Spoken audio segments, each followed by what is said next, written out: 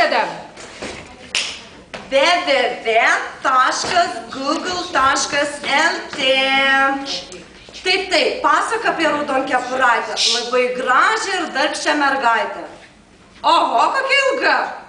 Gyveno Raudonkepuraitė. Aha, ji gyveno bla, bla, bla. Nei, čia reikia to nemadingo krepšelio iš vis. Nagai netvarkyti, dėl kokių gal patylėsi. Reikia gal teliką žiūrėti, mada domėtis. Bla, bla, bla. Medžiai.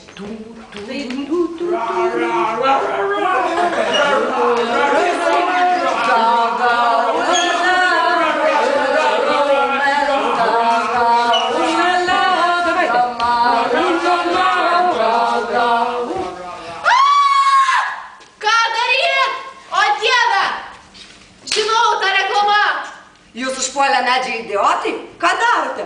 Žinoma, jūs išsitraukite savo O, žinote, jūs įsijungėte GPS programėlį. Taip. Jums labai įdomu net sužinoti, ką šiuo metu veikia vilkas. Vilkas yra už 300 metrų nuo čia, o Dieve, kaip toli. Garsiau.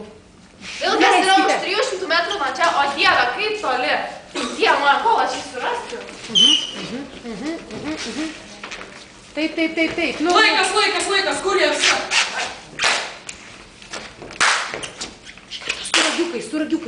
Ragiukus pastatykit, bus aišku. Taip, davai, varyk. Taip. Blizgančių sniegų, Lėktirogiam palaima, ir skamba su varpeliais, bus juokas ir daina. Graži ir naktis, avižėlis sidabrų, kas gražiau už mirtį.